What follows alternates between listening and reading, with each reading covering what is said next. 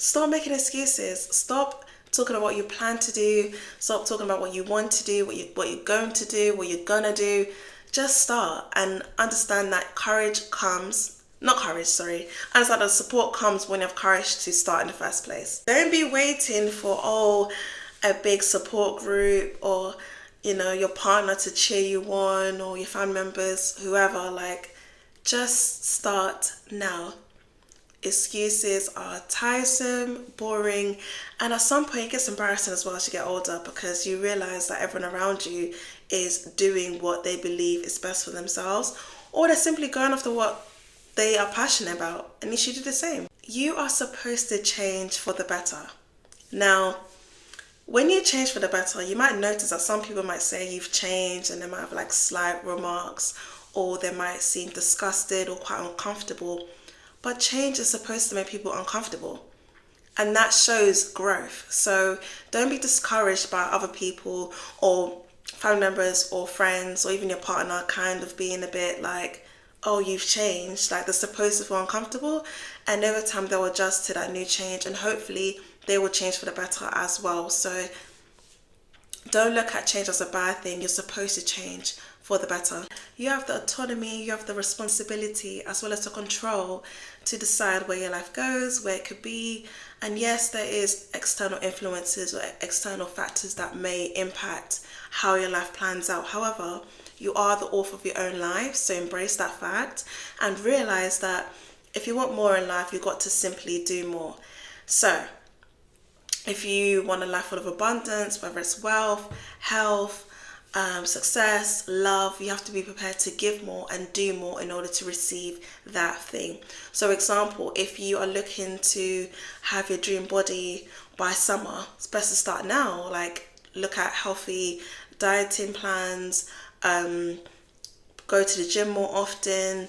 Just make sure that you are actually practicing being in routine from now instead of waiting until it's too late. And I think anyone that's a creative can understand this one. The perfect time does not exist. So whether that's you trying to write a book, trying to produce a song, trying to even approach someone you're attracted to, make a new friend, design a new art project, wherever it is, the perfect time does not exist. So do things now. Go after what you're passionate about. Don't wait for the perfect time, because by the time you think it's the perfect time, it's gone. It no longer, the time does no longer exist, or simply your opportunity has passed you. So don't wait. Do things now. It's better you say, you know what, I've done it. I don't feel that great about it, but it's better than regret. A wish changes nothing, and a decision changes everything. So decide what you want for yourself. Decide what you want for your life.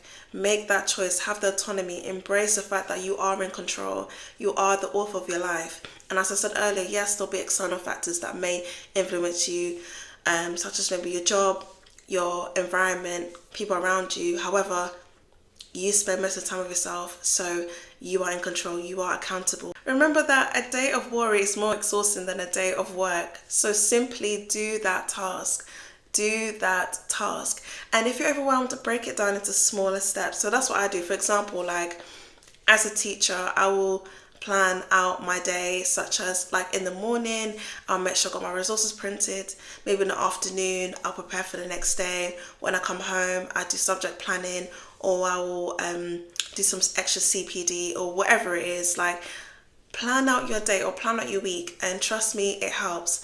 I like to use my notes, and if I completed a task, I either delete it, I have a tick, or I use a strike through, and it's so satisfying being able to see your task being completed. So whatever works for you, give it a try, and just be open to doing that thing, even if it is in smaller steps and you don't realize the impact. Trust me, it pays off. Don't be discouraged about your mistakes. Every human being, including myself, makes mistakes. I have to say including myself, because I can understand that I can come across as preachy, and that's not what I'm trying to do. Like, we all make mistakes, all of us, and we need to let our mistakes go. We learn from them and we move on. Don't harbor on the past. Don't wallow in the past.